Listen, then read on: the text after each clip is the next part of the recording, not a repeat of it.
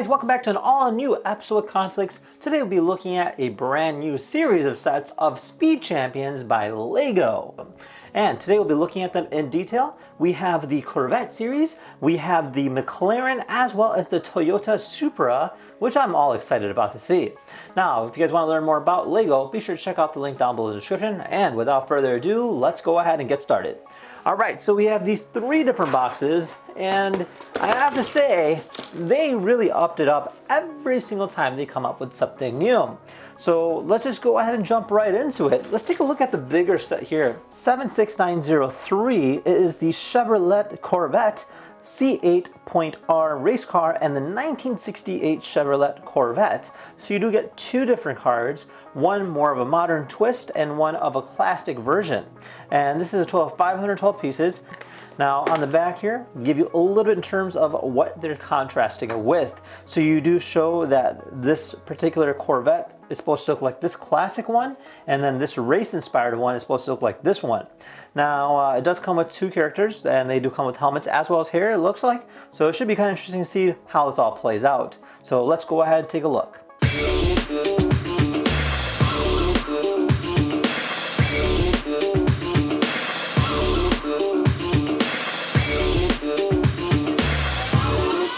So these here are a pair of Corvettes, and I have to say it was a lot of fun to build, mainly because the way they designed them are completely different. So they're two different builds, and they built something very unique. First off, let's look at the race-inspired Corvettes.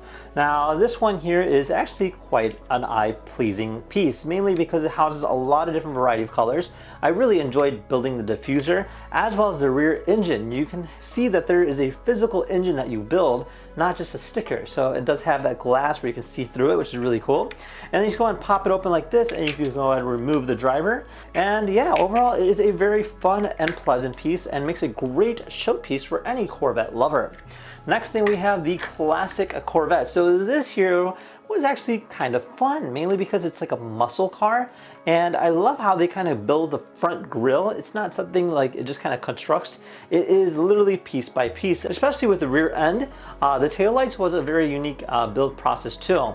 So let's go ahead and take a look at the next kit.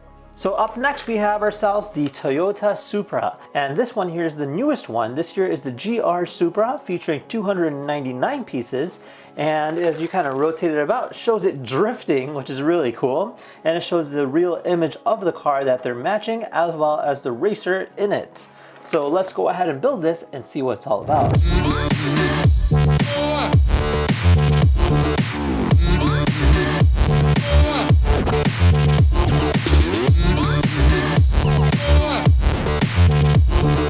Now, I really am a big fan of the yellow color. It's very eye-popping, and the build process of it was quite nice.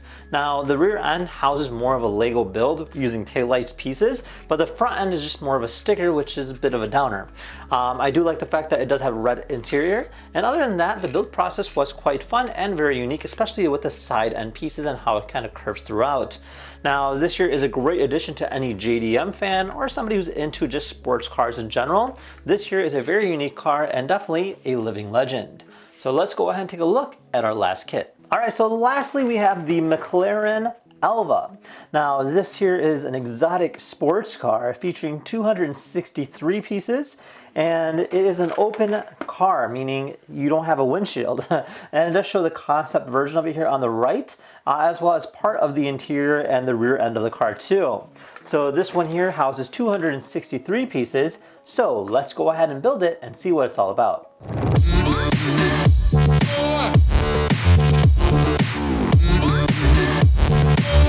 So this actually came out really cool. The design structure of it was a lot of fun. I particularly like building the rear end. The way you design it and construct it from the bottom up is very unique. And the fact that it's an open-ended car, meaning you don't have a windshield at all, is actually very interesting. Now, they did focus a little bit more on the interior compared to the other models. However, it is a little bit dry, and I kind of wish they spent a little bit more detail on it. Other than that, definitely a great build and a lot of fun. Alright, well there you guys have it. So this here is the latest lineup of the LEGO Speed Champion set. I have to say they did a phenomenal job with it, and the attention to the detail is literally point on. Now if you guys had any questions about the new sets, feel free to comment down below, and again, big special thanks to LEGO for sending these over. With that said, we'll see you guys next time. Take care now, bye bye.